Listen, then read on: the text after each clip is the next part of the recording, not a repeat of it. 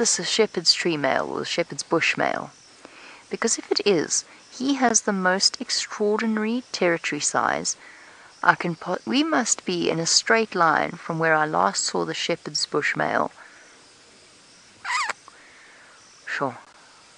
30 kilometers? Possibly a little bit more in a straight line.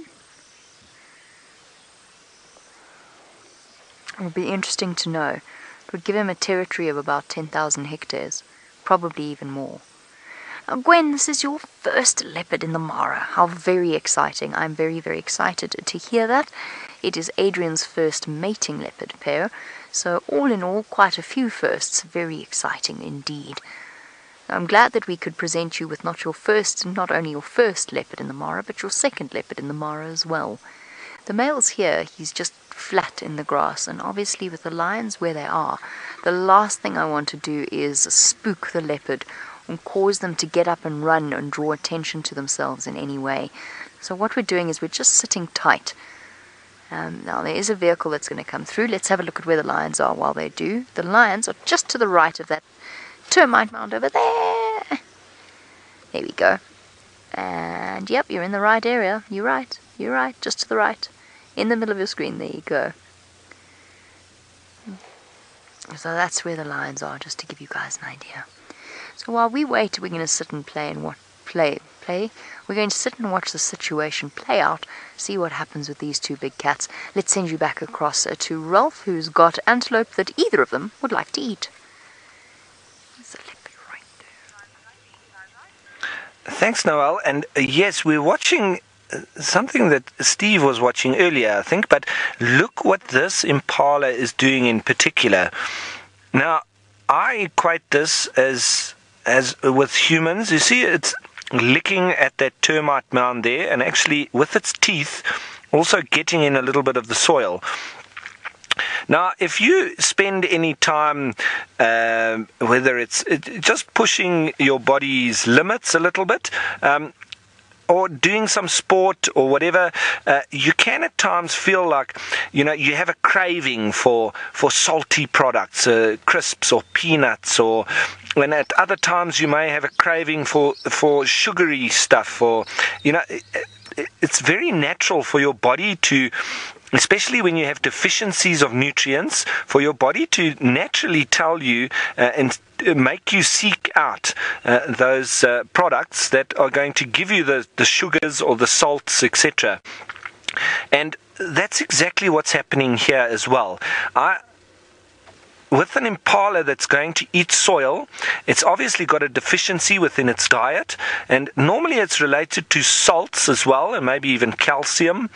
And termites, they're very clever, because they bring up a lot of the nutrients from underneath the ground, and they're then making that available to animals on the surface of the soil, because a lot of that soil that is there now could have come from very deep below the surface of the soil. So it wouldn't be available normally for these animals, but here the termites are assisting in bringing that nutrients to the surface. Now, what this is termed is geophagia. We see it with quite a lot of animals, quite regularly with elephants, where they push their tusks into the ground and then feed on the soil. But here we're seeing it with something smaller, with an impala. And it just really speaks to their natural body telling them that they have a deficiency and they need to go out and seek it. Because I'm pretty sure that it doesn't taste great to eat soil like that, but I'm sure that it's a craving that the animal is fulfilling by going over and chewing and biting and licking on the soil there, because I'm sure it would much rather prefer to be eating grass and leaves, etc., as they naturally do. But the body of this animal must be telling it to go and seek out those deficiencies that it has within its body. So that is quite interesting and lovely to watch. Yes, we do see impala a lot, but we don't often see them doing things like that. So very interesting to watch indeed. Now, I'm going to start up. I can hear some parrots calling off in the forest here, but I can't see them anymore, so I'm not going to point you in that direction. But I think we are going to start up, and we're going to head back to where that pride of lions were. Maybe they're going to be a little bit more active than they were earlier because it has cooled off a little bit, and there's some cubs with them, so it's always exciting when there are cubs around because they can be very energetic and playing with each other, tackling each other, so it's always nice to see. So we're going to start making our way in that direction. And while I make my way towards the lions, I do want to send you all the way back down south to South Africa and Steve with our lovely, massive, trunked animals.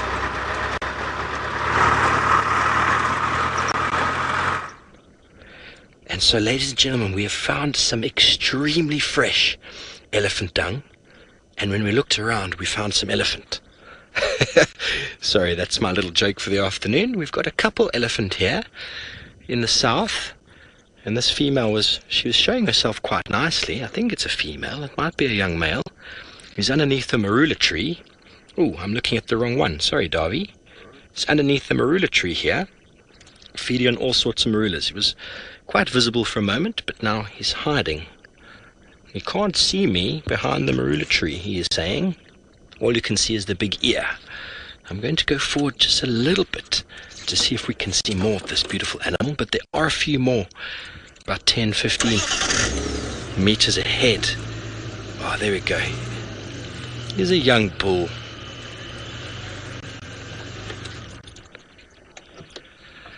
Chris asks a very interesting question, and how strong is an elephant's trunk? They are extremely powerful, Chris. I've seen them move phenomenally big logs and branches. They pull branches out of trees.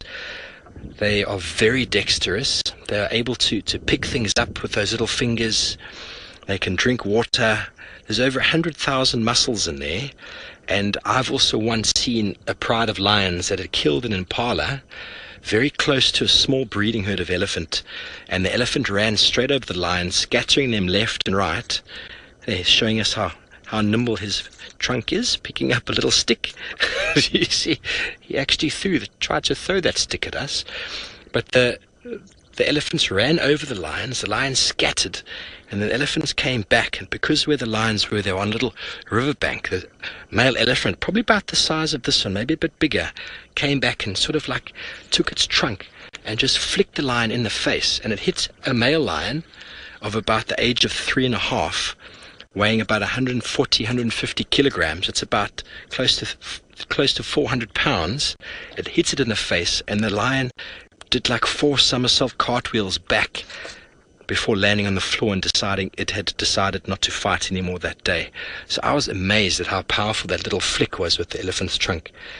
And it wasn't even a full-blown swing. So their trunks are extremely powerful and not to be messed with. It's all muscle. There's no bone in there. It takes them years to master how to use the trunk. Years and years and years. If you've ever played one of those arcade games where you move the hook to catch your teddy bear, it's a lot harder than that. Dale asks, do elephants breathe out of their mouth? And no, that is, wow, we just had some action up ahead with a slender mongoose, but he's gone now, sorry about that. They breathe out of their trunk, Dale.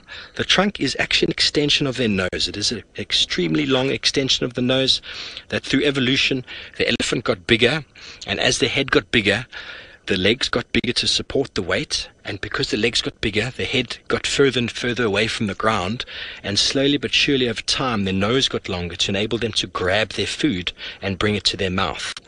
So they use the trunk for breathing, for sucking up water, which they then push into their mouth. So it is a very, very important element to the elephant's lifestyle, and they are unique in that in the animal kingdom. Very long nose. He's quite a nice young bull, and he's interested in us. He's more interested than upset. He's playing, showing us his little tricks. I don't know if you heard that noise, but that was him breathing out of his trunk.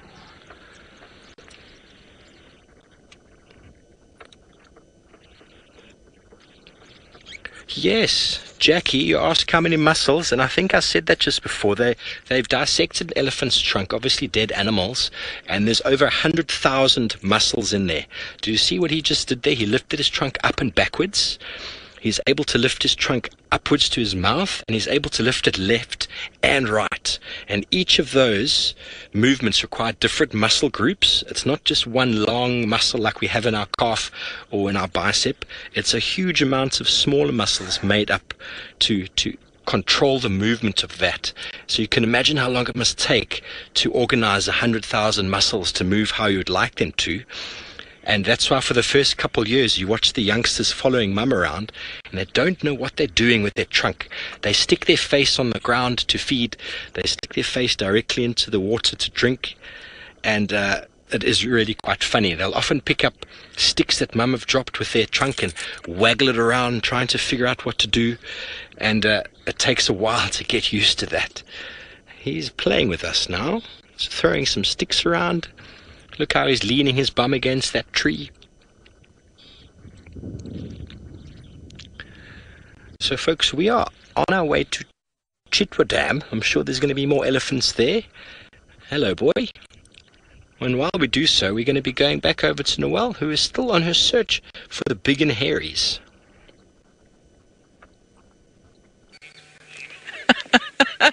I'm definitely on the search for the big and hairies. So we got some male lion tracks, but they went north across our cut line here. This is our northern boundary. And then female lion tracks, but again, towards our northern boundary, there's a dam that's here that I can't access. So the male was a little bit farther down. It's possible that those females are in there. Unfortunately, for now, that's all I have with that, and nothing at Sydney's Dam for the wild dogs. So we're actually headed back towards Biffleshoek Dam just to check to see if any elephants pop up, and then we're going to keep checking for Tundi because it's getting later, so it's starting to get a little bit cooler. And who knows, we might pop up with more of the Nkuhumas. We're not quite sure if they're in Biffleshoek again or if they're still lurking around in here, although all the signs are pointing towards Biffleshoek's that side. And then Aubrey from Djuma is busy helping us search because he can go over that way. So he'll let us know if he picks up anything. As we will let him know if we pick up anything. So we got a little bit of tandem action going on, which is how we usually work. I'm trying to think if I have any other updates for anybody, and that's all that I have for now. Nothing really concrete or hugely substantial, but that's okay because it's such a warm day. A lot of the big and hairies that we're looking for, as Steve put it, are going to be sleeping for the most part now. So we're just trying to find the best tracks that we can to get to where they possibly could be sleeping. And then where we were looking for Tandi and her cub, it's an interesting little space. This time in the afternoon, the termite mound that the cub was in this morning gets a lot of sun on it, and so it will be inside the mound, and then there's not a lot of shade right at the termite mound, so Tundi possibly is just farther on, and it's really thick for me to try and get the vehicle in. So I'm hoping in the next 30 minutes or so, after it's cooled down a bit, that we'll start getting some movement there. And of course you're going to come along for the ride, so you'll be with me to see. And as you saw earlier with Steve with his elephants, it's a good time of day for elephants to be going towards the water hole. So we are having not a bumble drive. We have definite plans in place, but we need just a little bit of luck to get them all connected and a little bit more puzzle pieces to put everything together. So guys, don't forget, because we're live and we're interactive, you can send through those questions, hashtag Safari Live on Twitter or on the YouTube chat, and we love hearing from you, so send them through. Ooh, we have a cuckoo. It's at 9 o'clock, Vildi. Do you see it there? Just perfect. Up a little bit, and oh, there's a green wood hoopoe. Oh, thanks. So not the bird I was looking for, but there we go. We just had a beautiful green wood hoopoe. Now it's back. It's busy hunting inside of this dead bark, looking for insects, usually in groups. They've got what's known as a decurved beak, an overcurved beak. So for any of you that are starting your 2018 bird list, I hope this is a new one to stick on your 2018 bird list. And then for any of our new viewers, if you haven't started your lifetime Djuma bird list or your 2018 bird list, this is a green wood hoopoe or a red-billed wood hoopoe. Now Steve-O has some more elephants he'd like to show you. So I think let's head on over to him and see what that is all about. Thanks very much, Noelle. This little boy here, I'm reckoning he's probably about the age of 18 or so. He is very cheeky. Just before we cut he threw a stick at me, He's landed just next to my wheel, and just before he came back, he threw another piece of bark that went straight over Darby's head. He is really having so much fun with us here. He's not eating. He's more like just playing. You can see the trunk. He's investigating. See how he puts his trunk forward there? He's now probably going to put it in the mouth. And that's how they smell what's going on in the environment. There's a Jacobson organ in the roof of the mouth that gives all sorts. Here we go. Here's another sick. He missed this time. But when we said he smells through his trunk, that is right how he smells through the trunk. But there's an organ in the top of the mouth. It gives all sorts of other chemical cues to elephants. Oh, he's pushing the tree. I don't think he's big enough to push the marula over. Wendy asks if the marulas are ripe. They are still quite green. They are not ripe yet, but they're still eating them, and that's why there's an accumulation of elephants underneath this tree, and also why there's a big branch that's on the floor there that he's been playing with. Someone broke it down. Oh, he's just given us a warning. That is something that should be taken care of, folks. He shook his head, and there he's blowing out a little bit of snot. You see how he's smelling now? That's the organ of Jacobson within the roof of his mouth that he's testing all sorts of communication. And now he's going to pick up a stick. Let's see if he throws it at us again. There we go. Not very accurate with that one. That one went straight up. But he is being very cheeky. Typical of a little 18-year-old. He's 16, 18-year-old. He's pushing the boundaries within the herd, and he's probably being isolated a bit at this age. Starting to show sexual maturity or interest in his sister's mom, starting to push him away. So the only people he can have fun with are people like us. There we go. That was a good throw this time. I nearly caught that. Now, if that's not human behavior, I would disagree. It is completely human anthropomorphic behavior. He's just going, look what I can do. Look what I can do. What a little gem. And the eyes go soft again. He's not being aggressive, folks. There's no aggression in his behavior. What he did before when I called attention back to him was he shook his head, which is a behavior that when a big female or big bull elephant shake their head, it's kind of like a hey, I'm watching you, don't come any closer. But when they're this young, they're still learning that. Hello, boy. He is very interested, and he wants to play fetch, I think, where we're just not throwing anything back. I don't know, you can see in the picture that his tail is wagging quite nicely from side to side. He's very such a little character. Such a little character. He's done that a few times. He's smashed branches down and just showing us how strong he is. And the question I was asked before is, how strong is an elephant's trunk? Now imagine you can just snap a branch off like that. That is a red bush willow. You wouldn't be able to just snap it off. You'd have to use a knife. He just snapped it with the tip of his trunk. He's going to throw another one. I'm going to catch this one. He missed. Oh, this is wonderful. So that's why I tell everybody my favorite animals to watch are elephants, because they're always doing something. And if you can get a cheeky little bull like this, you can always have a lot of fun. And on foot, these guys are so much fun as well. Yes, Matt comments that maybe he wants me to throw it back. It's possible, but I think if I threw it back, he'd get a fright and he'd run away, because I don't think anyone's done that to him before. Oh, that was a nice throw. Look at that pose. What a pose. What a pose. But he feels quite comfortable there in his little, just behind the one bush. Many times in the past I've been charged by an elephant that stops directly at the bush, doesn't come past that. And he's feeling quite comfortable with the bush between us and him. If I had to go any closer, it would probably chase him, probably move him away, so we don't want to do that. But he is having so much fun, and we are loving your time here, young sir. But while we continue playing around with this elephant, we're going to go back to Jamie, who I believe has got a leopard lying in the grass. I do have a leopard lying in the grass, and I've had such a wonderful afternoon, I cannot begin to tell you. The situation has calmed down to the point of sort of reaching I guess you could say, not quite an equilibrium, but something of that nature. Everything's quite relaxed. The leopard knows that the lions are there. The lions don't know where the leopards are. They know they're here. They don't know where they are. So everything's calmed down. And if somebody were to sort of twist my arm and say, what do you think's going to happen next? Which I'm going to tell you anyway, even though somebody's not twisting my arm. I suspect that these leopards are going to wait until darkness and then they're going to slip away like shadows in the night.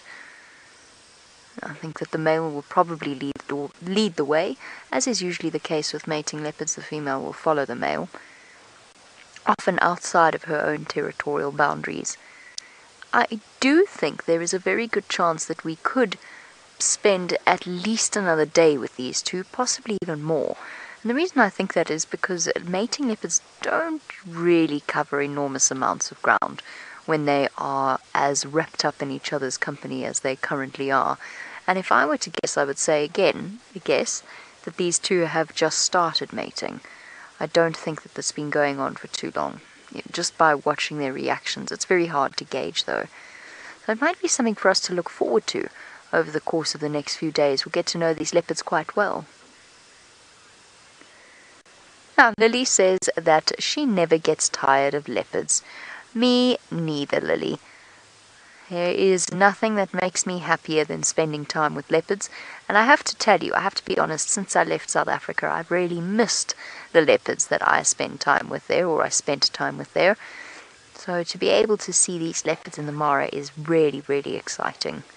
Because I do sometimes get homesick and miss the leopards that I've come to know so well.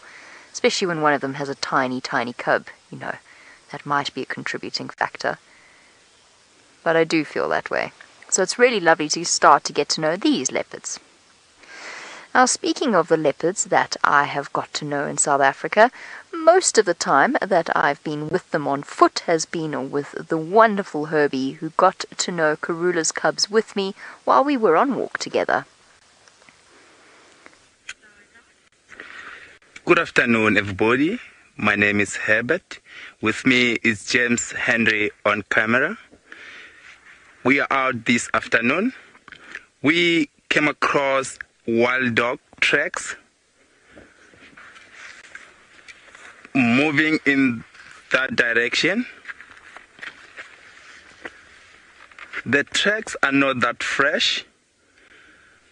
As you can see, it's quite difficult to see the tracks clearly because there's sand covering the tracks.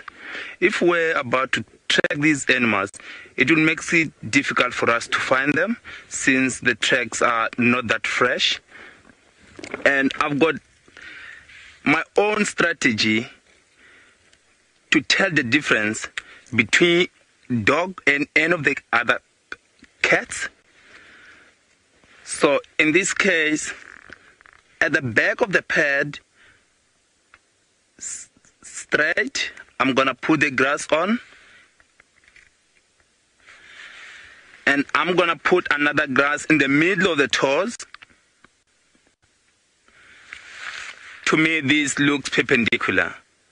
And also, I'm gonna take these two sticks out. In the middle of the toes, in between the toes and the pad, I'm gonna put grass and do the same on the other side. I know these are dog tracks because it forms an X in the middle of the pad. I'm gonna move forward to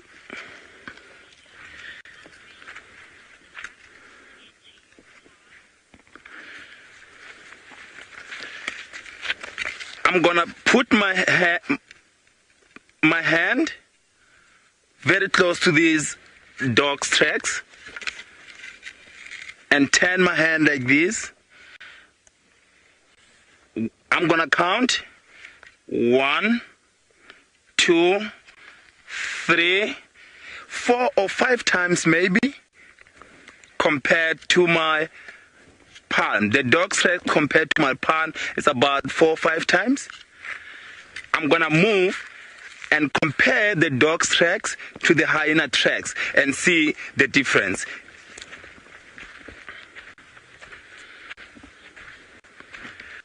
Over here are hyena tracks. I know it's a hyena because hyena has got a slanted back of the pad. I'm going to use the very same strategy to tell the direction and also show the difference. I'm going to put the grass over here. Oh, I forgot my Leatherman. Slanted back of the pad, and in between the toes, I'm going to put another grass. A huge difference. This one is not perpendicular. It does shows the direction of movement, and also the toes on the hyena are in a banana shape or in a kidney shape compared to the straight toes pointing the direction from the dogs. So I know these tracks are also not fresh. Possible that this hyena was following the dogs from hunting to get the pieces that the dogs might leave as they hunt. It's also going to be very, very difficult for us to find these since they are not that fresh. We will try and move in the direction of their movement. Who knows? Maybe while trying to see if we can get any fresh signs, we're going to go back to Noel with some impalas.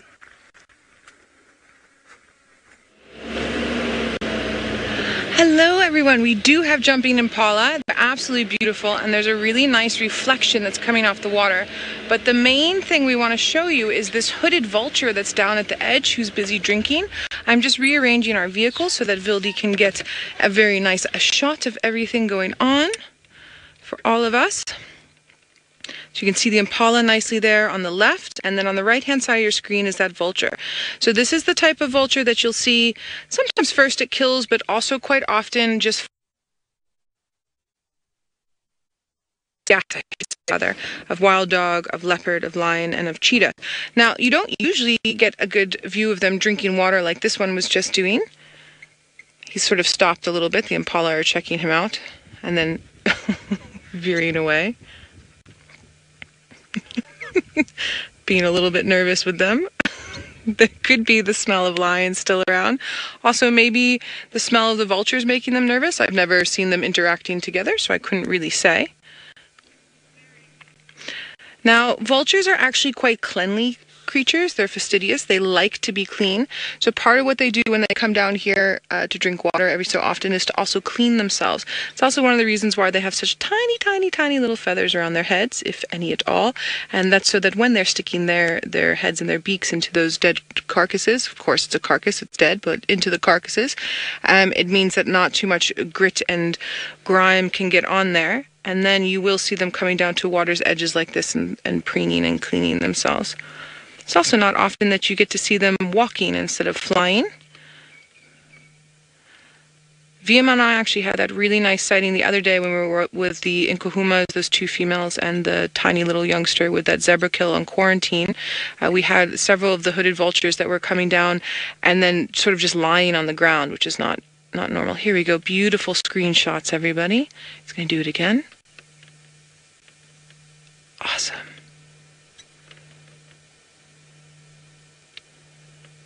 Very, very cool.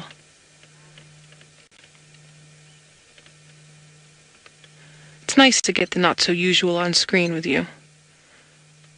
So just to give you an idea, for this vulture to be down here drinking like this, it's very hot out today. It's a sticky sort of heat. And then our beautiful, beautiful impala. We did have a hippo that was around, but he keeps going under the water.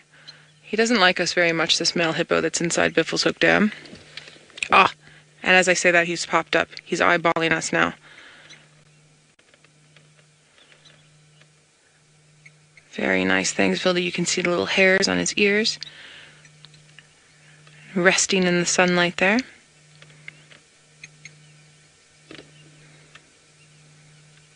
What a peaceful scene. We've got a gray go-away bird flying across. Also probably going to come down for a drink eventually. Again, because of the heat. And I can hear oxpeckers flying, but they're not flying towards our herd of impala. They're flying off to the side, so there could be more. Oh, and there's the gray go-away bird drinking. There could be more antelope species coming for a drink. Oh, and then right in front of us, these Egyptian geese have popped up with their little ducklings. Because remember, Egyptian geese aren't actually geese; they're ducks. True geese have spurs on the wings. Egyptian geese do not. And that reflection is also lovely. There's another beautiful screenshot. If that one parent turns its head again with the light in the eye, let it turn just a little bit more. That'll be a nice collection for your bird screenshots. Michelle, you're saying, ah, cute. Michelle, I also agree. It is super, super cute.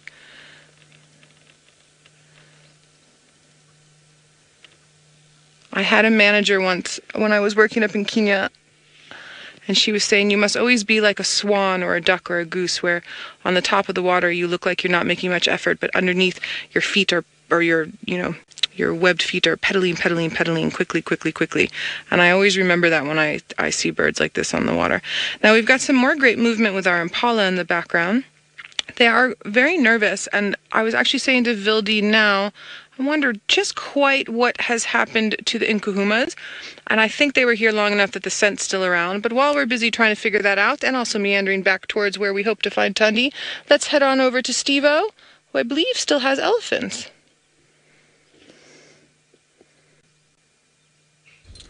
I do. I have elephants, folks. They are swimming. We're just going to reposition now to give you the best, absolute best visual. Just give me one moment, Darby. But this is one of the most awesome sightings to watch ellies in the water. And there's about 15 of them or so in the water there playing around. So I'm just going to get a little bit of elevation. If you just give me one moment. How's that, Darby, just up here? There we go. Isn't that wonderful? Now this is what we call an aggregation of elephants. There's more than one breeding herd here. The young boys, the young girls, the mommies, the grannies. There's a big bull elephant in amongst the group at the back there, and these elephants are absolutely loving it. Now, I don't know about you, we saw that elephant bull just now playing games with us, throwing sticks. Have you seen any other animal that likes to play with each other in the water like this, other than people? I think the answer to that is no. You don't see hippos playing. This is fun and games. You can see there's an enjoyment factor. They're having fun. It's not just about cooling down. It's about having fun. This is a social aspect.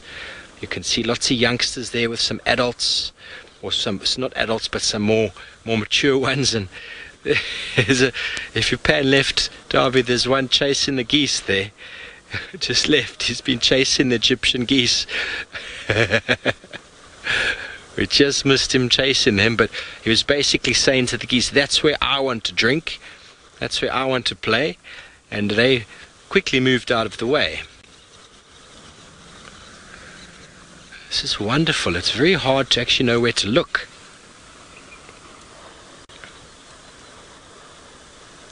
Elephants are very good swimmers.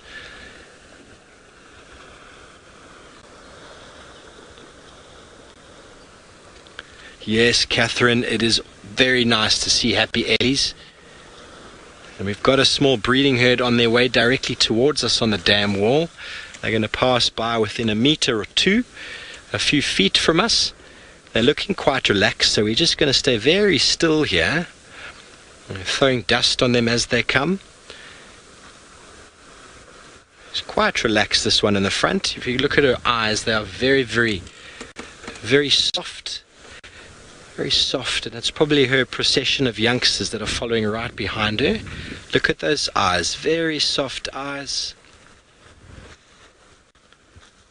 She's going to come right up past the car. It's okay, Mama. You are beautiful.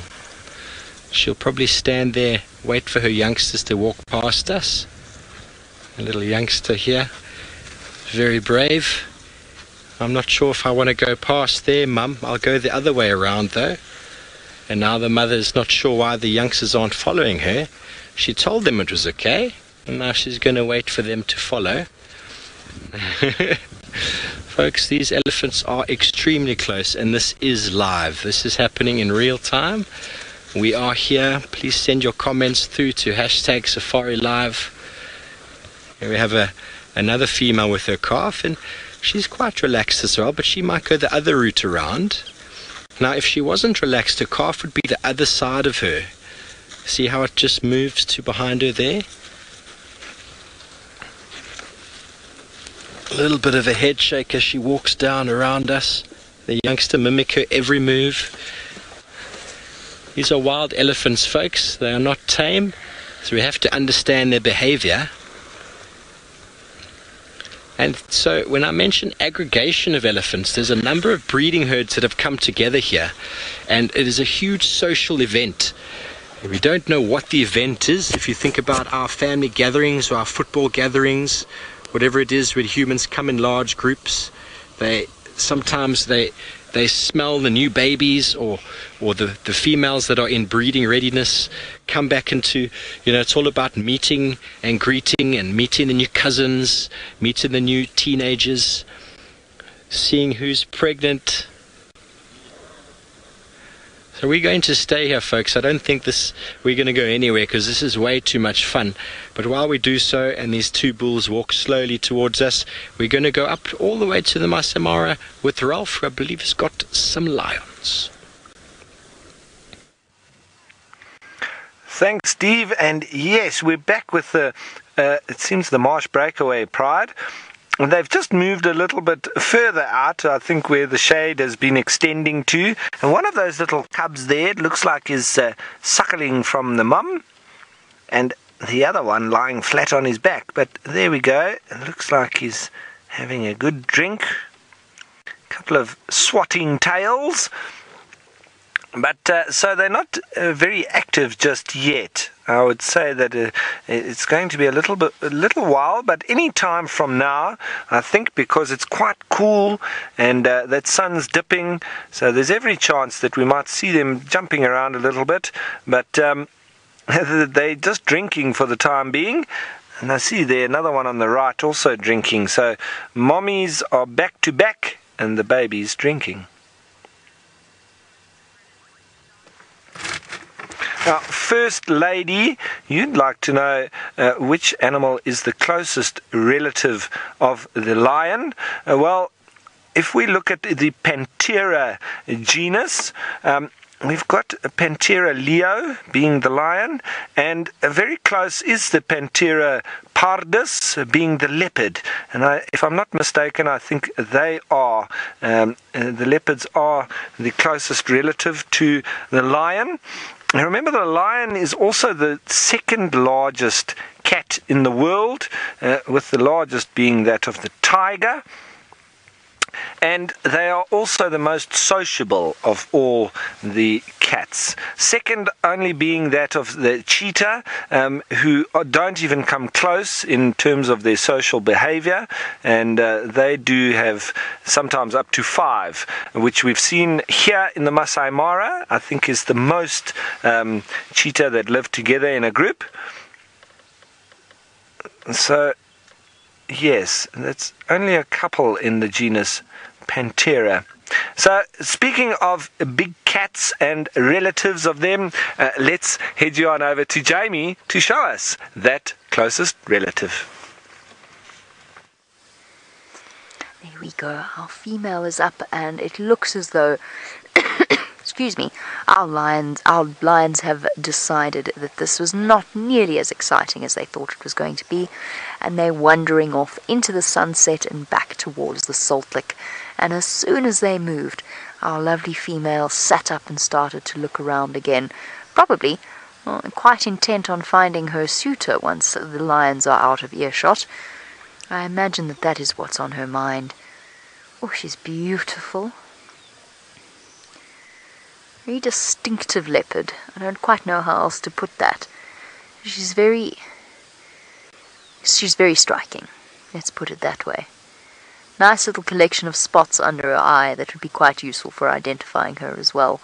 Every leopard has unique spot patterns, Every researcher uses the number of dots on the top of the row of whiskers to identify individual leopards. So they count the number of dots there on the left side and the right side.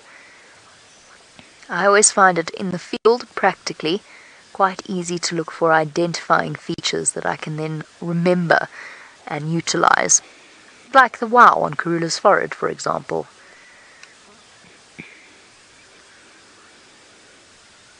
Where's he gone, girl? Did the lions scare him off? Remember months and months and months ago where Tingana and Karula were mating at Red Dam on Arathusa, and there was a dead buffalo that they were scavenging off. And Tingana went to go and get a snack, and the Salala lions came in at the same time. It was utter chaos, that entire sighting, and it chased them off. And Karula shot off up a tree, and Tingana actually vanished, never to be found ever again.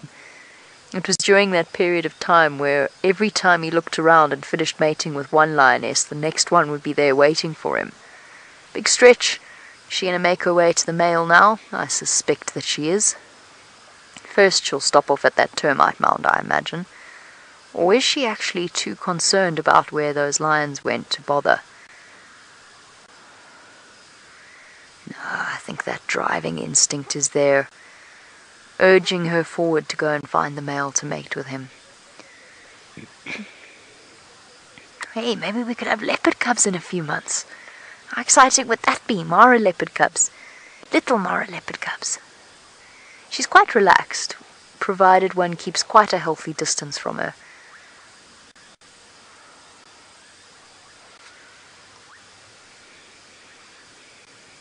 Beautiful creature. Oh, I can hear the impala alarm calling at the lions. They've just seen them.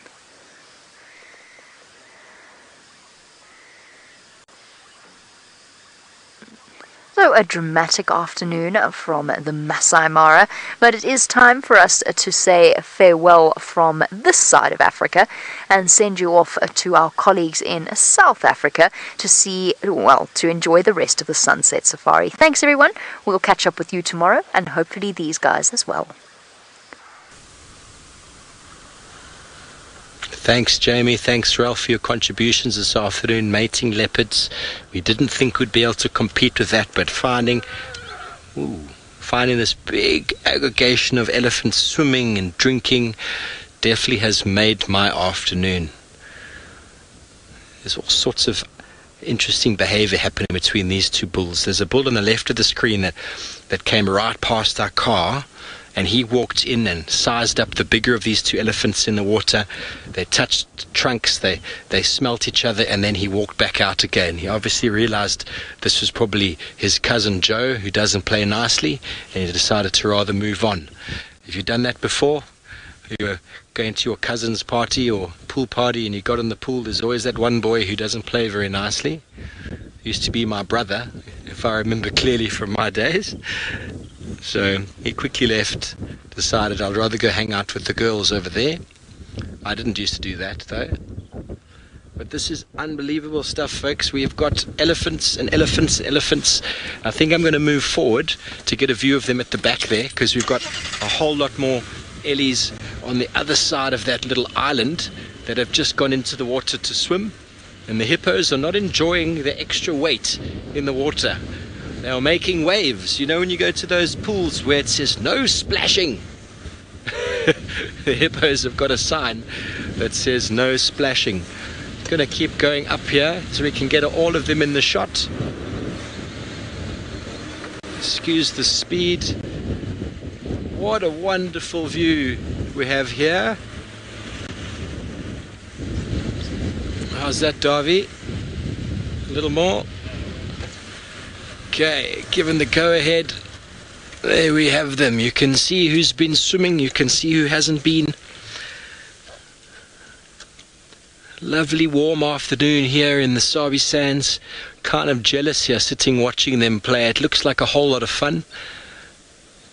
And can you imagine if you weigh 6,000 kilograms or 10, 12,000 pounds and you go into the water, you become weightless. Really, really nice it must be. jumping on your friend or your cousin. It seemed to just be the boys jumping in and out the water. It might be a little bit too chilly for the ladies. And especially the youngsters, they're not in the water. It's a little bit too much of a rough housing in there. There's no kiddies pool here for the elephant. But if this isn't human behavior at its best... Oh, there we go. There's a little one going in. It can't help itself. So much fun. Look at that. Look, Mama can swim. The ever watchful eye of Mom just to the left, I think. What better way for a youngster that's really struggling to use his trunk than to climb in the water and just suck the water in through your mouth? Very easy way to drink when you're trying to figure out how that very complicated trunk works. Completely underwater, and these two having a lot of fun there. There he is at the back. He's rolling around. Imagine the first time, or remember the first time you swam in water and felt that weightlessness. It was quite a nice experience. And if you weighed what an elephant weighs, it must be quite something. His legs are in the air. Folks, please send your questions and comments to hashtag Safari Live or post them on the Twitter stream or the YouTube stream. I'd love to address them. I know sometimes, what is there to ask in a situation like this? Elephants are having fun. Are they able to swim from birth? A little bit of help from their mother. That long snorkel is their nose, remember, so they can just dangle above the water. I've seen elephants swimming across very big rivers in Malawi with the parents just keep them afloat with their trunk, and the youngster just keeps his trunk above the water to breathe, and Mom just guides them across. They swim very, very well.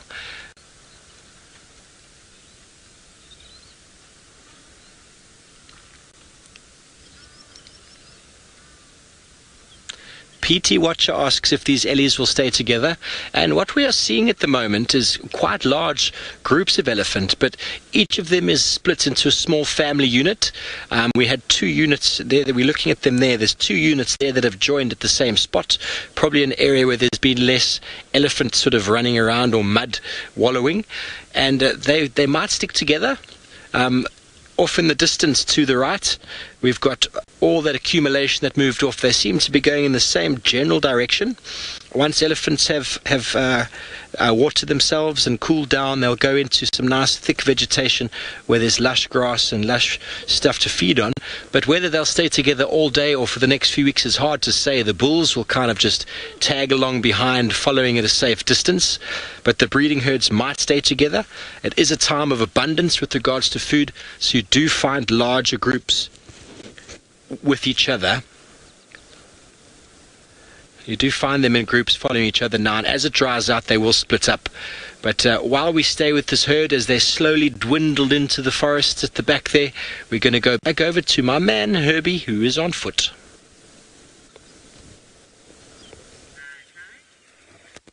Of course, yes.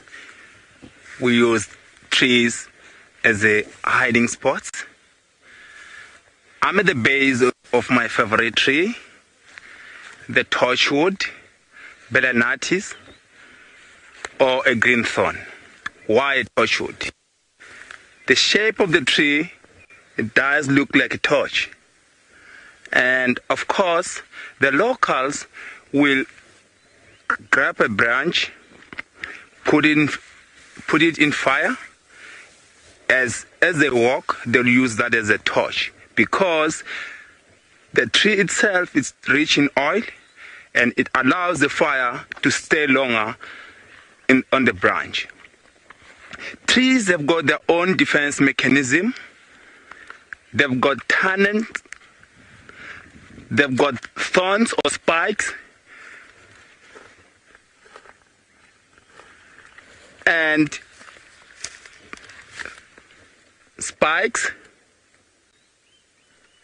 this tree has got its own additional defense mechanism.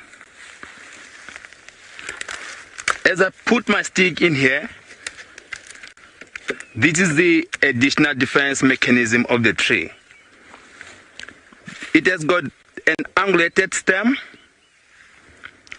which makes it very, very difficult for some of the animals to come and feed on the bark.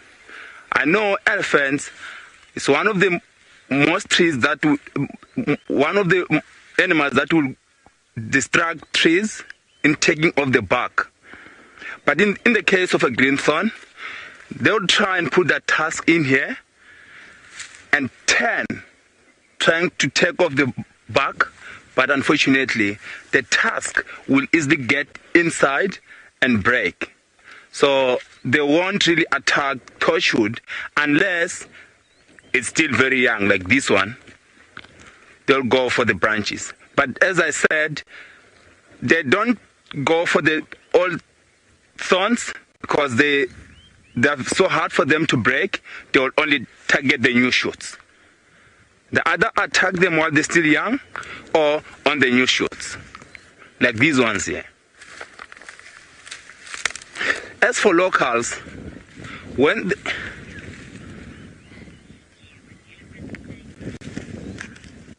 we're still enjoying our greenthorn, I'm gonna send you back to Steph with his elephants. Thanks, Herbie. Ellie's absolutely adore that Balanites, the greenthorn. And we're still here watching these guys play. Mostly bulls in the picture that are enjoying themselves. And I just wanted to remind you folks that we are going to be broadcasting live on the 4th on National Geographic Wild. So please, folks, learn how to play the bingo game. You could win a trip for 2 to South Africa, 2 here to be watching this in person with your loved one or your best friend or whoever you choose. So go to National Geographic Wild /Safari Live to see how to play the game of bingo on Safari. It is quite fun. I've been looking at it. Looks quite interesting. And to be wonderful to see some of you beautiful people out here at some stage. You'll be able to sit in a vehicle like this with this wind in your face, the coolness. Djuma, I think I mentioned it before. She asks if elephants are natural born swimmers, and most animals, if you threw them in water, would actually be able to swim. I think we're one of the few that if we threw into water would drown.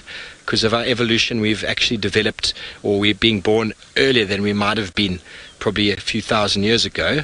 But elephants in water, yes, they do seem to have a natural ability to it. But obviously mum is always very close at hand to assist with any buoyancy that might be needed and to show them or the youngster how to hold the trunk above the water. It's probably quite a frightening experience the first time that they go into the water, but as we've seen with the herds, and there you can see the breeding herd if you go just a little bit right, Davy, there's a small breeding herd there, and there's an absolutely tiny little one there in the middle left of the picture. A little bit left, Davy, there's a really little one there. You can see that one. That's possibly the one that Tristan saw last week or the week before being born, or he just missed the beginning of it.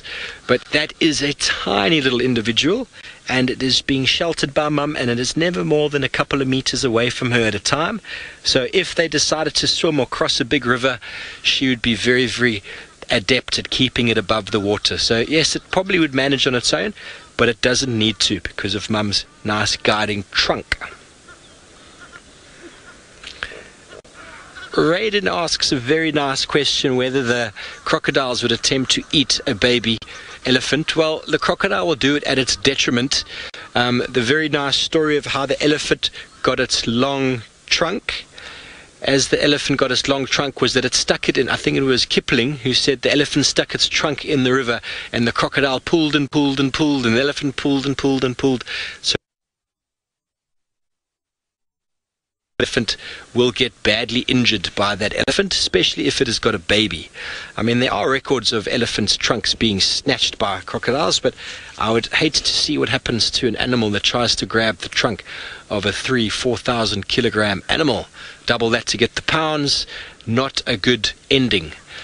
Wow, we've got more Ellies coming. There's another 30 elephants coming in from the left. Apologies for the aerial there, folks.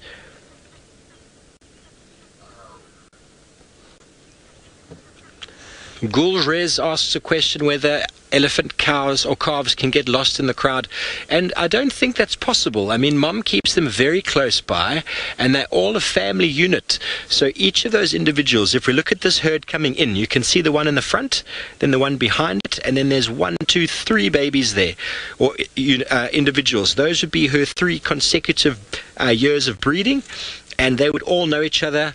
If any of you have got kids at home, you know how important it is having your younger or your older kids looking after the younger ones. They're always holding their hands. They're always keeping them close. They're always protecting them. For the first few years of their life, they are very, very well knitted into the herd and very well protected. That herd works as a unit.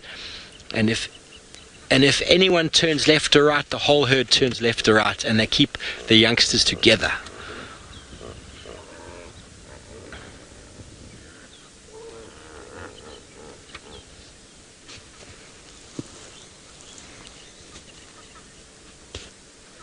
Good afternoon, ladies and gentlemen. Welcome to the Sabi Sands Djuma Private Game Reserve.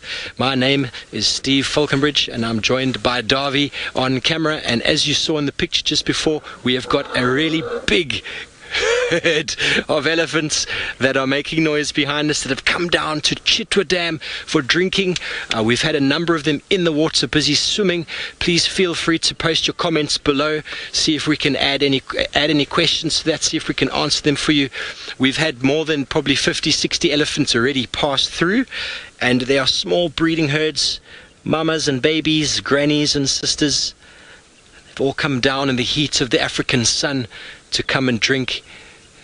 This is awesome stuff. There's an individual getting quite brave, getting its feet wet. He's going to swim. There we go.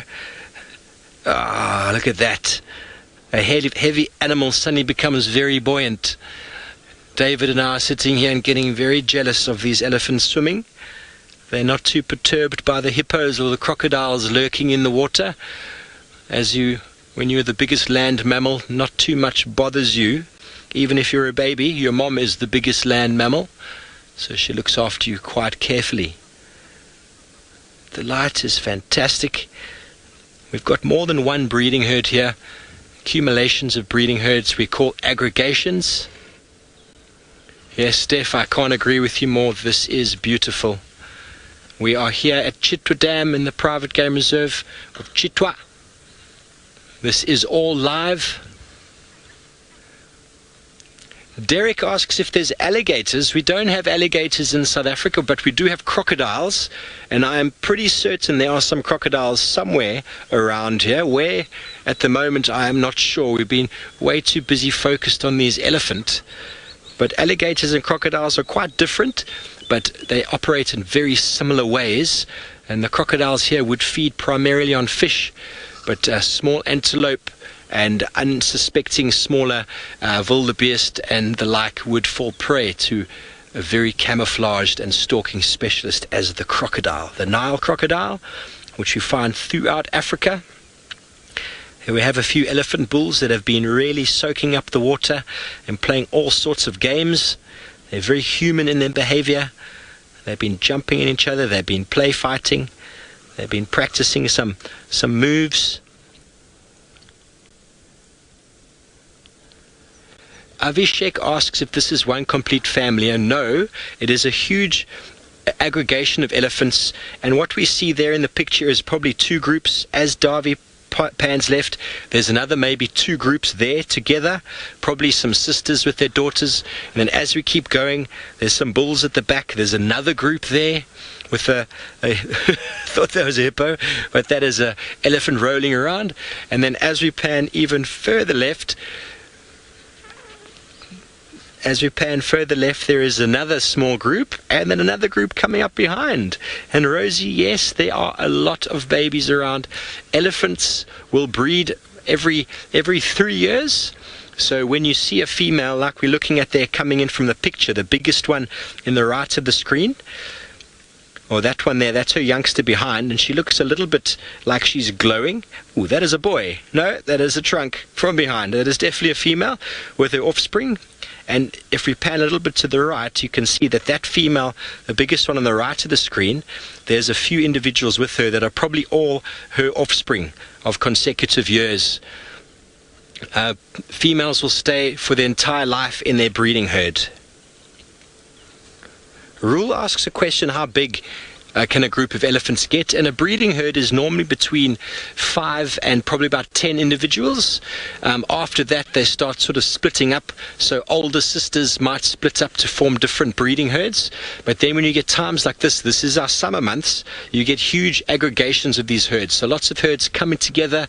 They're reintroducing themselves to each other. They're showing off the new offspring. They may be showing off some of the young females that are maybe ready for mating. The males come here to investigate all the goings on, to compete with each other and to play some water sports. And there's just a huge social element going on. Kay, I agree with you. This is very, very calming. Probably one of my best elephant sightings in a number of years now. And all we're having to do is just sit here and watch. Can you believe it? We're on a nice vantage point on the dam wall. So we're able to get a really nice visual of all of these elephants as they splash around. Look at those two youngsters. Rosie, how far we are away? We are probably about 60 to 70 meters.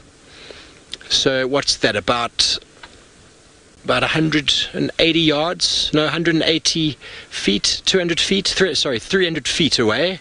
Yards are quite similar to meters. So yeah, we're about 80, maximum 80 yards from these elephant. Kristen, what time of year are baby elephants born? Very good question. What you do notice is that elephants, they have a gestation period of 22 months. So that's almost 2 years. So elephants want to drop their babies in the summer months. In our summer months, which range from about November through to February, March, that's the best time to drop the baby, purely because the mother needs to be lactating, is lactating, so wants to get the best out of the vegetation. So there's a lot of grass, there's a lot of nutrients in the trees and in the leaves, so it's pretty much between sort of November and March is the favored time to drop, but it's not always like that. Some of your younger females might drop at different times of year, but what we do find in the mating of the bulls is the biggest bulls come into their breeding readiness or their mating, so their dominant mating period is during the summer months, which is round about now. That's the best time of year, and you'll find younger bulls trying to mate in other times of the year when the bigger bulls aren't mating. Yes, Rebecca, a question. I'm just repositioning to get this antenna out of the way. We are on a very sophisticated vehicle with aerials and antennas to enable us to stream this live to you all the way from South Africa to wherever you might be in the world. And you ask if these breeding herds interact, and what you are seeing is all interaction. These are all different groups meeting up together, and there are more coming in from the left of the picture. This is just unbelievable. They are talking to each other. There is tactile communication. They're touching each other. The young bulls are playing in the water. They are touching each other, wrestling with each other. There's lots of smells that are going on. Mothers or sisters that haven't seen each other in months probably are back together again, and they communicate through all sorts of smell sensors. And there's some practice for years to come when they might need to mate. They're climbing on top of each other. This whole breeding herd has just pushed themselves into the water. The cousins, the nieces, the nephews, the aunties are all pushed in there, having an absolute elephant of a time. Excuse that. This is fantastic stuff.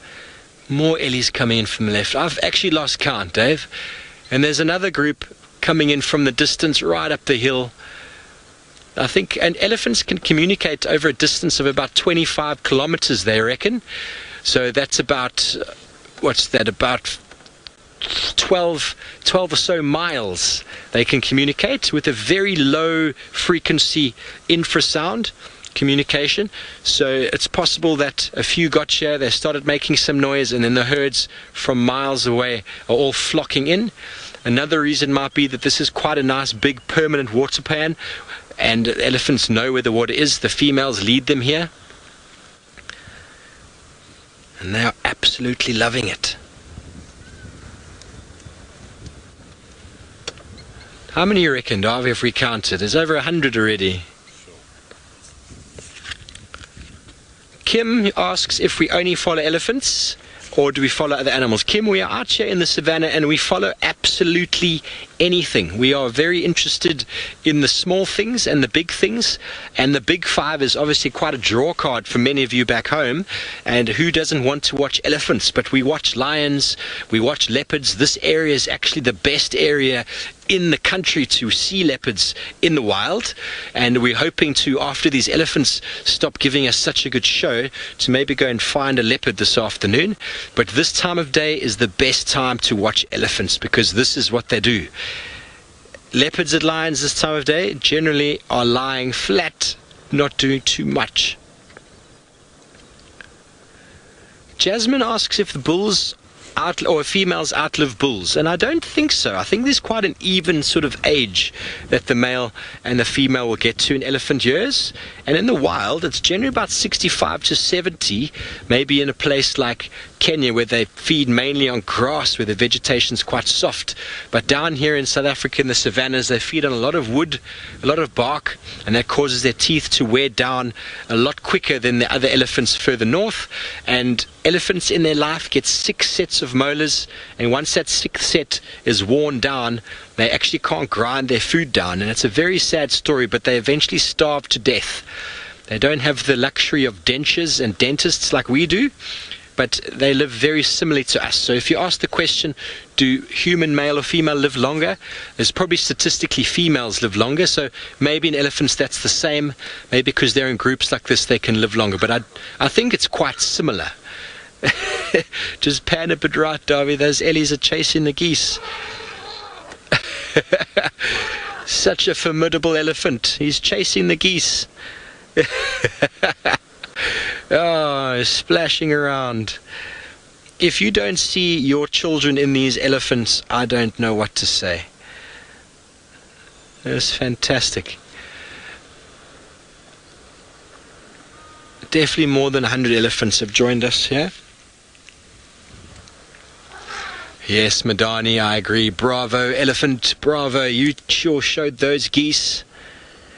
See, that's what Mum does, and it works very well against everyone else. So they've got to learn those techniques and strategies, and when Mum does it, it can be quite frightening. But when youngsters do it like that, often have them doing it to us, we just laugh, because it is actually very comical. Like a small child running up to you and hitting you with a fake sword. What can you do but pretend that it was saw? So folks, this is going to be us for the afternoon. If you'd like to watch more on Safari Live, please Google us, Safari Live. You can find us there when we're going to be saying goodnight from us and the elephants at Chitwa Dam.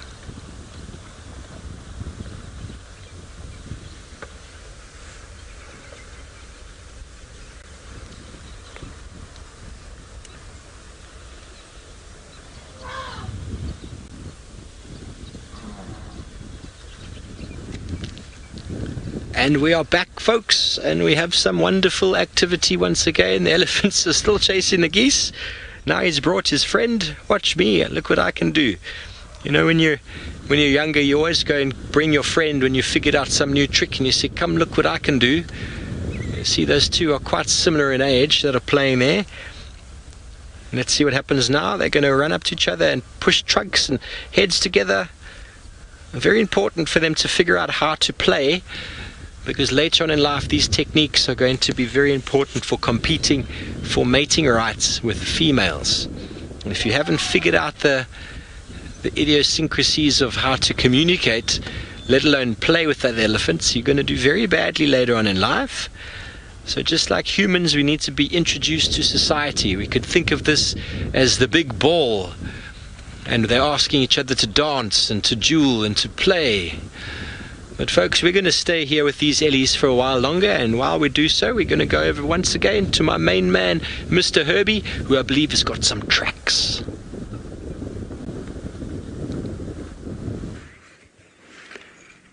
Of course, yes. We do. We're live. Of course, we do have some elephant tracks here going that way. I know the direction because of the scuff mark here and the dragging of the foot. And I know this is a hind foot because of its shape. The oval shape, it tells me without doubt that it's a hind track. And also, there's lots of wrinkles in the middle of the pad, and the shining part will be on the heel side of the track. In terms of aging these tracks, I will say they are from midday maybe. I know it was very hot. They were moving in the direction of the dam, tree house dam. The chances of finding these Ellies are very slim. They might have gone far. Who knows? Maybe you can track and find them. And over here, it's a waterbuck tracks moving that way.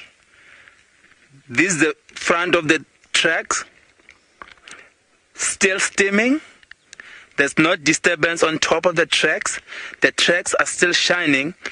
We had a view of these waterbuck earlier on, but unfortunately they have moved in that direction, in the easterly direction.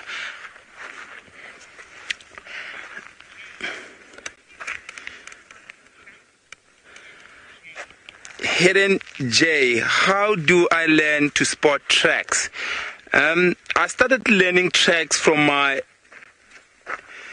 early ages, like 8-9 years, from my brothers, from these livestock like goats and cattle, and that's how I started. But apart from that, I've done lots of trekking courses that just to improve my knowledge. Over there, it's something that I will use if I'm not carrying a map to orientate myself. That's a compass for me. I know that is north.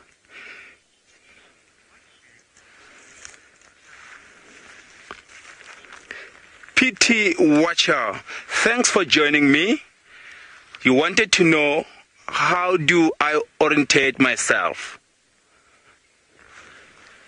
I use either the termite mounds or the bird's nest, especially the buffalo weaver's nest. Of course, that is the buffalo weaver's nest with its entrance facing in our direction, and I know this nest is no longer active because buffalo weavers is one of the noisiest animals that we find out here. If that nest was active, they should have been around still. So in this case, this is north, because the weaver's nest, the buffalo weavers will always put their nest either to the north or northwestern side of the tree. I can hear some oxpeckers calling. And over there, it was about to land in the very same tree. Oh, there's one landing on top of the same tree that we... Over there, it's a red-billed oxpecker. So as you walk in the bush, if there's no water around, the noisy oxpeckers will alert you about the dangers of the bush. They are associated with antelopes, including buffaloes. So as soon as you hear the oxpeckers calling, you start checking around, because there might be any of the antelopes that you will be keen to see. In this case, I'll send you back to Noel.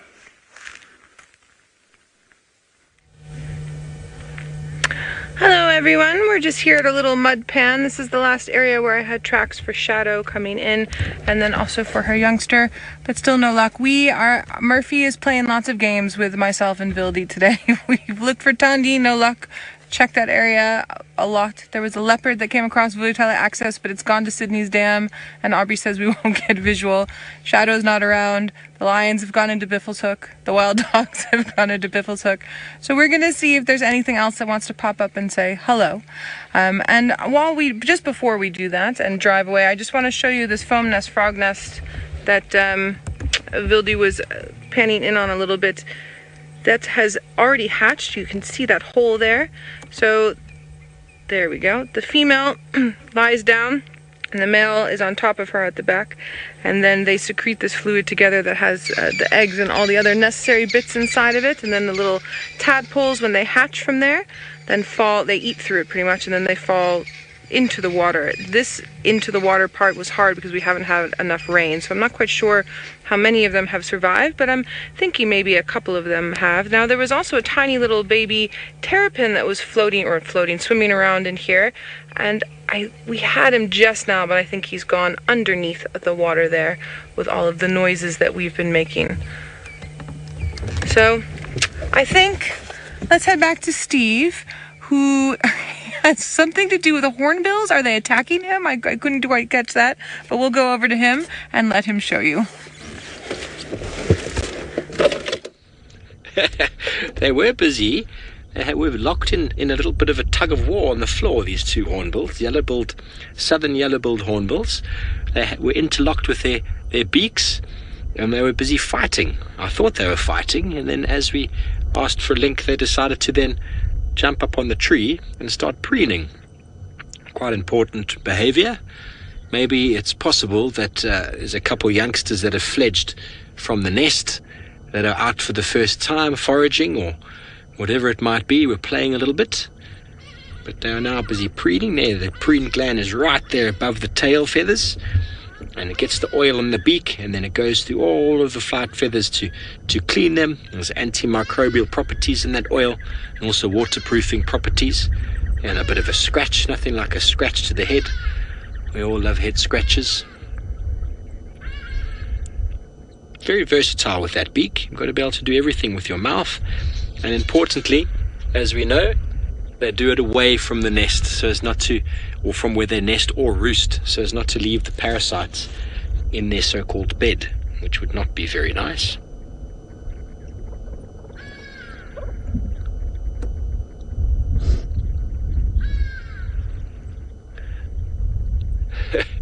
There goes a juvenile, just flew past. I could tell by the size of the beak.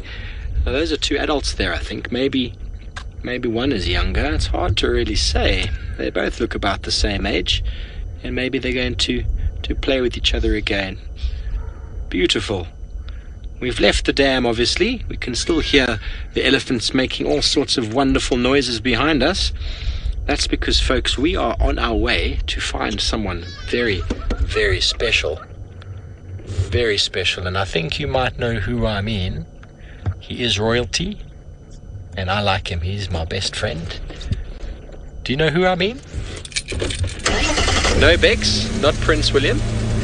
I have met Prince Harry before, very nice guy, but not Prince William. I've never met him, but there is a royal chap who hangs around here who I believe had some meat this morning. I wonder if all the viewers back home know who I'm talking about. If you've been watching me, you'll know who I am. So we're going to move into the position of this royal member, and while we do so, we are going to go back over to Herbie with a wonderful tree.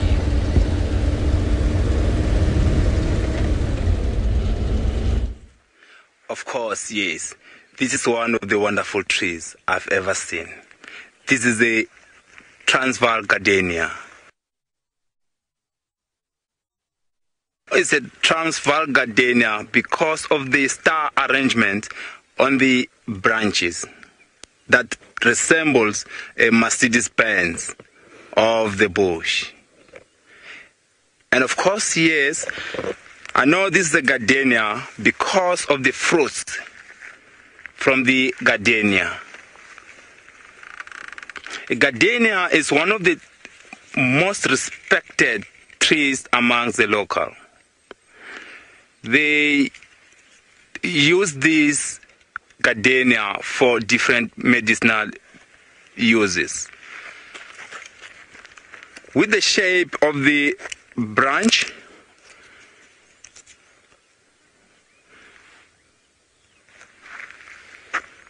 one, two, three.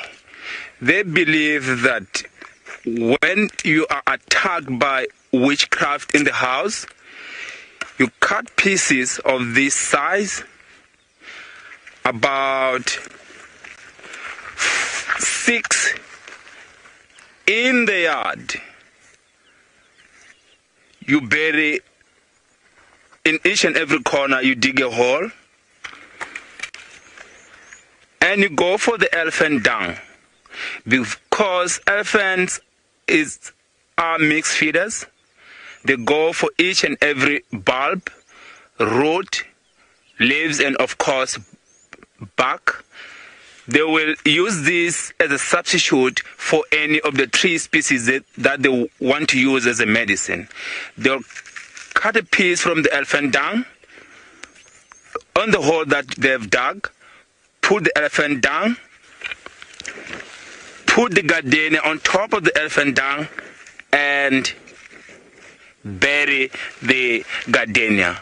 So in this case, they believe that if the evil spirit comes from this side, this will strike it away, and so is the other angle. There's no way for they respect the gardenia. Apart from that, for the trainees that are trained to be traditional healers or sangomas, they will peel off the bark in a container, add some water, leave it there for like 3 or 4 days. They will then go for the very same stick, hold at the top, taking the three sticks inside the container and twist it to make the foam. So they'll go down on their knees with their hands at the back and eat. For them to put the hands at the back is a form of respect. And they believe that by so doing, the trainees will quickly get to perform whatever they would be trained for. I've seen it many times, and it does work.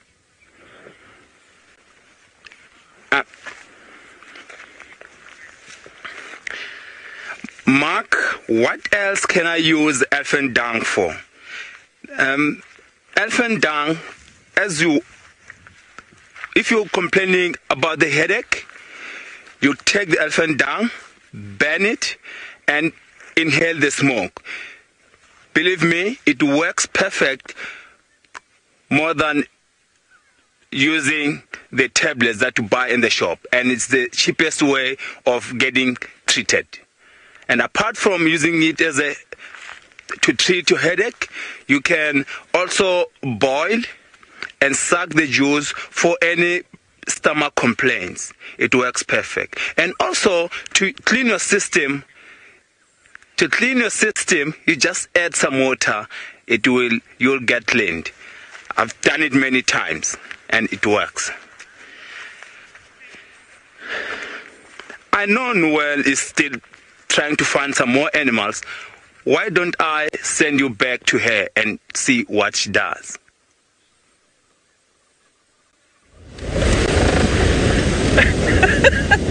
Thanks, Herbie. We're still trying. Amazingly enough, since we were at Biffleswick Dam, I haven't even seen impala or a wildebeest or a zebra. We're gonna go see if possibly, just maybe, that leopard that went up to Sydney's dam decides to come back south, at least to be able to see it. So we're gonna try that.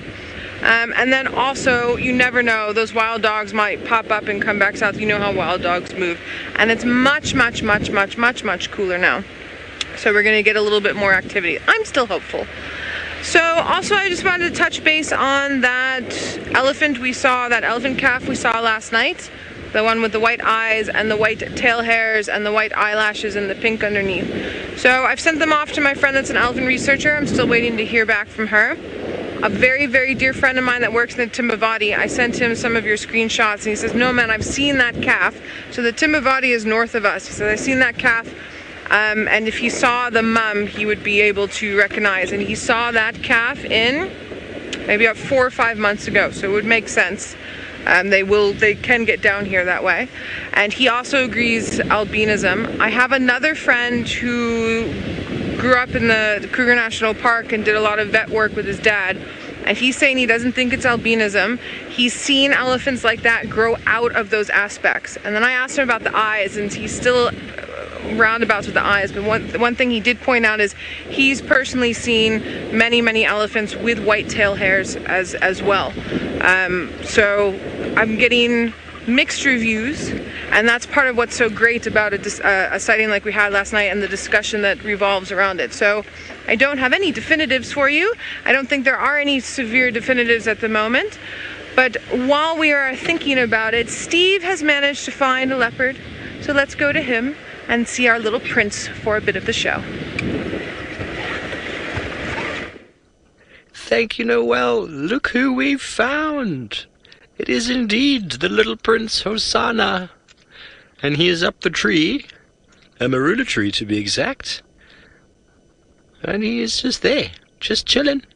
He's got an impala that he seems to have eaten a huge amount of, and he's just repositioned it twice since we've been here to give us a better view, because he's such a considerate cat. He waved when we arrived, that's how cool he is. I'm only joking, but he's got a very nice view there. He's got quite a full belly, so he's finding it quite difficult to sit there. But he knows feeding in the tree is the best bet. Sorry, I just have to quickly communicate on the radio. Some other game drive would like to come here, as you can imagine, because this is wonderful. Steve from Wild Earth standing by.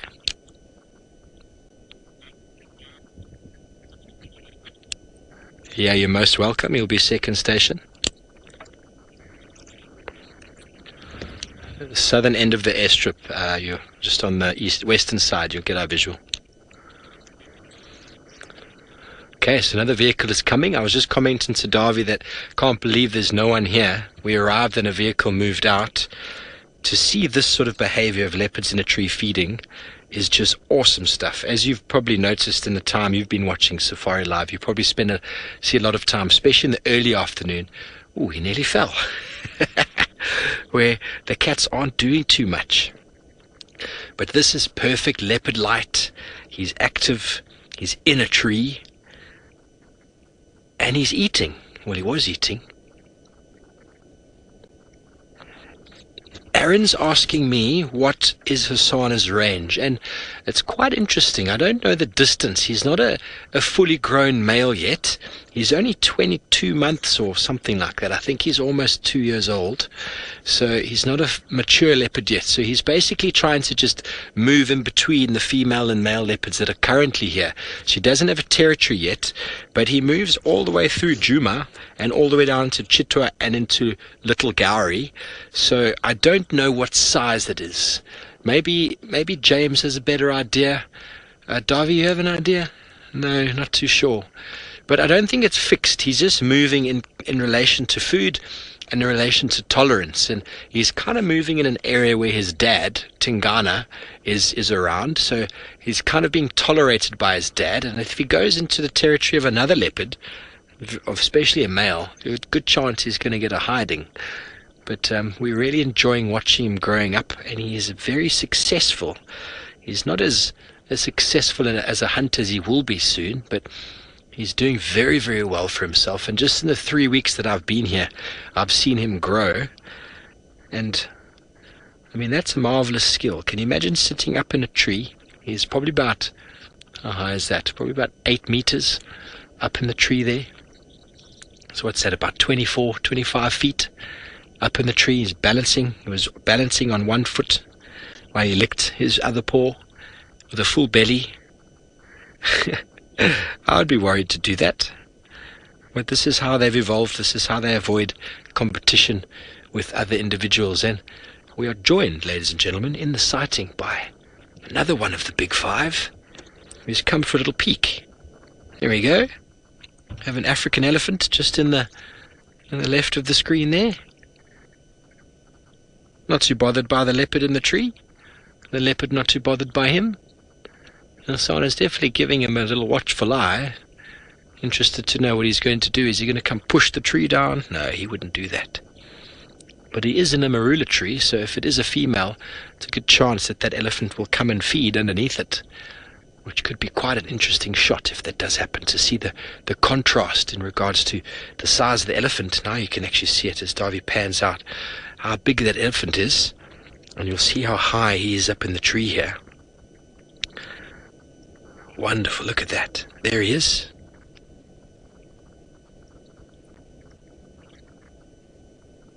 Saber, I am on fire today. Thank you. Very nice comment. It's Davy and myself that are on fire.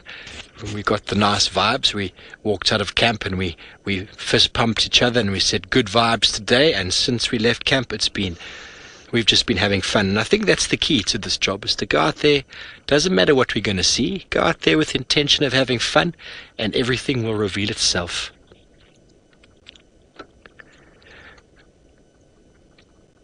Jeremy, I think you're a new viewer. Welcome to Safari Live. If this is your first time with us, you are having an absolute wonderful afternoon, I hope. Elephants by the water, elephants under leopards, and leopards in trees eating impala. This is live. This is happening in the moment. Minute by minute we are capturing. So you ask a question, what is the lifespan of a leopard? In the wild, probably the maximum you'll get is 15 years for a female, 12, 13 years for a male. That's probably the life expectancy in the wild, purely because of competition with other males, with other females, and with other predators such as lion and hyena. Obviously, when they start getting a bit older, it becomes a bit more difficult to catch prey, and not only the competition with other animals, but the inability to maybe carry an animal up a tree like that leads to them losing condition.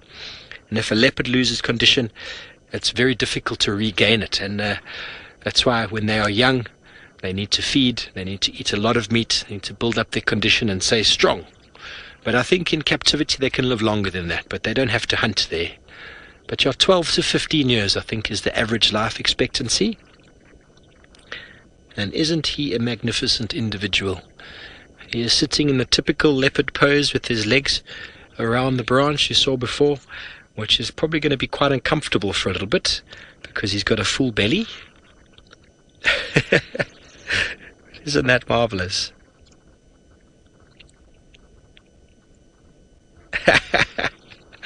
King, I love your comment. This is Hosana's penthouse suite. It is indeed, and I do actually think deep down in my heart that he's busy watching the sunset at the same time on his own safari. He's got a big 5 animal in sighting, an elephant feeding. He's got on his own, having a contemplating moment, watching the sunset. Don't we all wish we could do that every single day? It is a choice we make. I think we do all have the opportunity to watch the sun rise and set every day if we choose. Some of us are lucky enough to be paid to do so. And Hosana, no tax, no employment record, no rent. He can go to whatever tree he wants to. He just has to play nice with other male elephants from time to time. Not elephants, I mean male leopards from time to time. And we're just going to be joined by one of the other vehicles in a moment, so we'll say hello to them.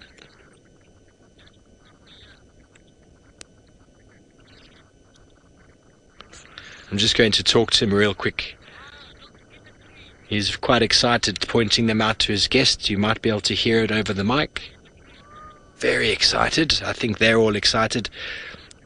It's one thing to see a leopard, but to see a leopard in this situation, I know most of you viewers back home have probably seen this quite a lot. This does not happen all around the country. Leopard viewing like this is very, very special in the Sabi Sands. Very, very special.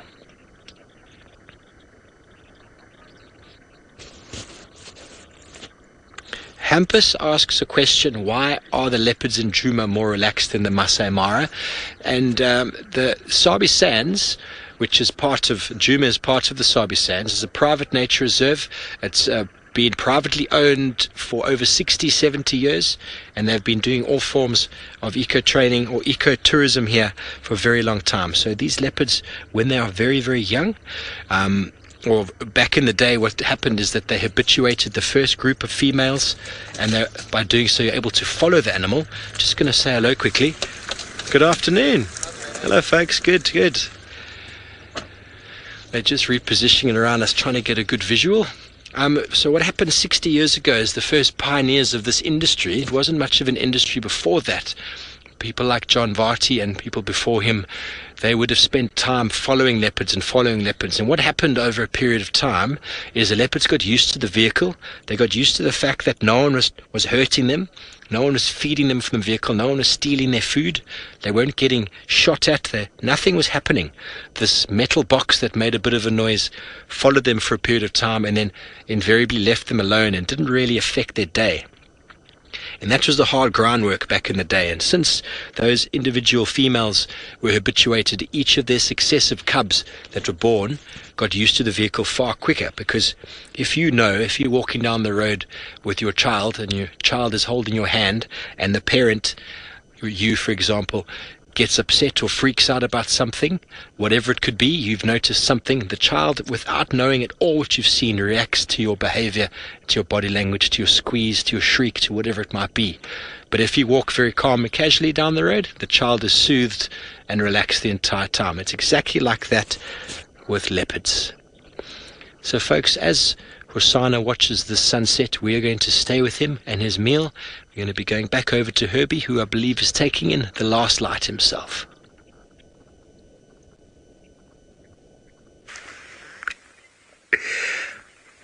Everyone is wondering why I'm laughing. We're just waiting here, and suddenly there was a funny sound coming from the thicket. I've asked my friend James, what bird is that? He didn't know. And of course, I said to him, that's a drongo. It sounded like someone calling her, like, and that was a fork-tailed drongo. Over here, the bushman's grape. Unfortunately, all the fruits or the berries are gone. We, as humans, compete with birds, monkeys, and baboons. We had the berries a month ago. They tend to be brownish in color when they're ready to be eaten. And for medicinal uses, the locals will dig up the roots, which is in a bulb form, cut that into pieces to treat different diseases. You boil and suck the juice for constipation, for stomach cramps, for blood purification as well. It works perfect. It's not just like one bulb. It's a bulb joined by a string in the middle. In each and every medicine that the local use, they believe that being joined by a string, if you were struggling with a particular disease, because it's joined by the string, it will bring you back to life. That's what they believe on. So the scratch mark here is from an elephant. While doing that, I'm gonna send you back to Noel.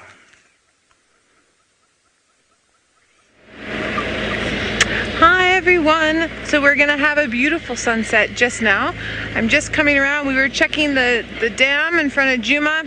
not much happening, and the sun is so beautiful that I think our best bet for a good view is going to be from quarantine. So we're just heading up. We have squirrels yelling at absolutely nothing, and then guinea fowl who are yelling back at them, and we got slightly excited and then realized that they saw absolutely nothing. So who knows what's going on.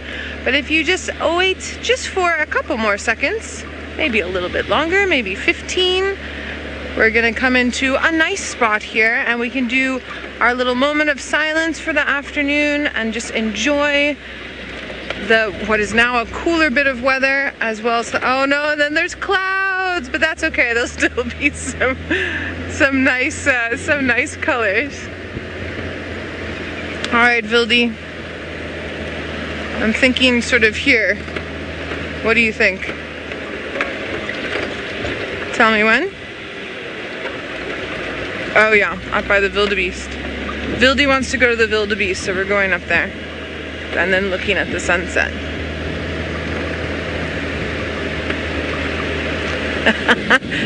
Beck says Vildi wants to be with his kind. I agree. Hello, wildebeest. We're gonna come up and join you for the sunset. Maybe they're looking at the sunset like Hosana was. All right. Here we go. Beautiful little colors peeking through there. Down a long dusty road in the African bushveld up into the beautiful, beautiful sunset.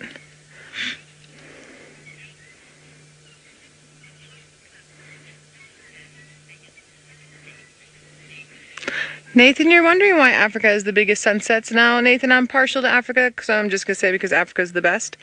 But to be fair to other places with nice sunsets, there's places in the desert, in the States, in Arizona and in Utah that has beautiful sunsets.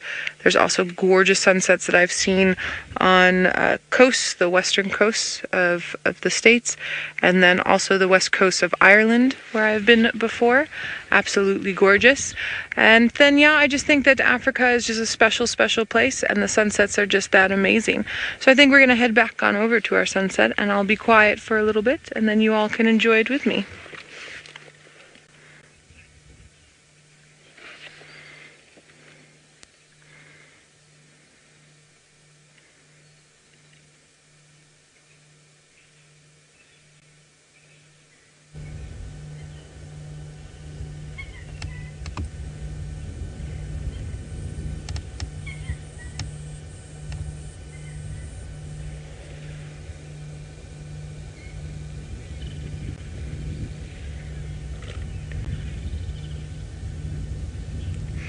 I hope you all enjoyed those gorgeous colors coming through, and a little moment just to appreciate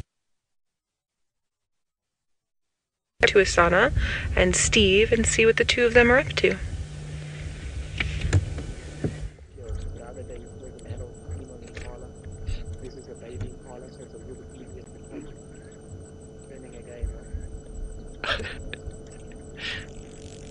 So the leopard that you saw with you guys, only you two, if you can remember, he is the father of this one.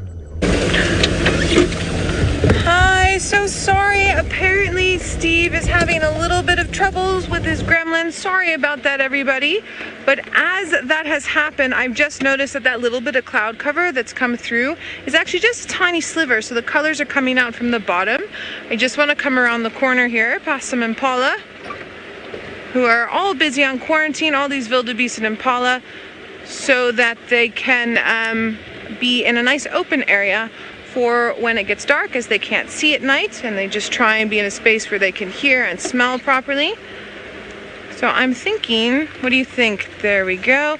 Absolutely gorgeous. Here we are. Now don't forget, everybody, as we're looking at our last little bit of sunset here, don't forget that we're going to be doing live TV shows again in February. Fantastic.